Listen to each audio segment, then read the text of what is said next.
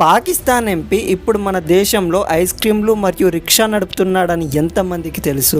దబాయారామ్ అనే ఇతను లాహోర్ మరియు బక్తర్ డిస్టిక్లో 1988లో ఎంపీగా చేశాడు.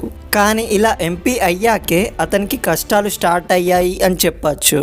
ఇతనొక హిందూ, కానీ అక్కడ పాకిస్తాన్ వాళ్ళు ముస్లింగా చేంజ్ అవ్వాలి అని అనేక రకాల కష్టాలు పెట్టారు. ఇందులో భాగంగా వాళ్ళ రిలేషన్స్లో ఉన్న గర్ల్స్ని బలవంతంగా ముస్లిం వాళ్ళు పెళ్లి చేసుకున్నారు. ఇక ఇవన్నీ తట్టుకోలేక పాకిస్తాన్ సుప్రీంకోర్టులో కేసు ఫైల్ చేశాడు, కానీ ఫెయిల్ అయ్యాడు. ఇక ఇవన్నీ తట్టుకోలేక 2000 సంవత్సరంలో పాకిస్తాన్ నుండి ఇండియాలో హర్యానాకి వచ్చాడు, కానీ కొన్ని పేజెస్లో రాజస్థాన్కి వచ్చినట్టు ఉంది. ఇంకో ఇంట్రెస్టింగ్ ఫ్యాక్ట్ ఏంటి అంటే ఇతను పంజాబ్లో జన్మించాడు, కానీ 1947లో పాకిస్తాన్కి వెళ్ళాడు. ఇక వీళ్ళ ఫ్యామిలీలో 6గురికి భారత పౌర చట్టం ఇచ్చారు, ఇంకా 28 మందికి ఇవ్వలేదు. ఈ వీడియో గురించి మీకేమనిపిస్తుందో కింద కామెంట్ బాక్స్లో కామెంట్ చేయండి. అండ్ ఇలాంటి ఇన్ఫర్మేషన్ కోసం లైక్ చేసి సబ్స్క్రైబ్ చేయండి.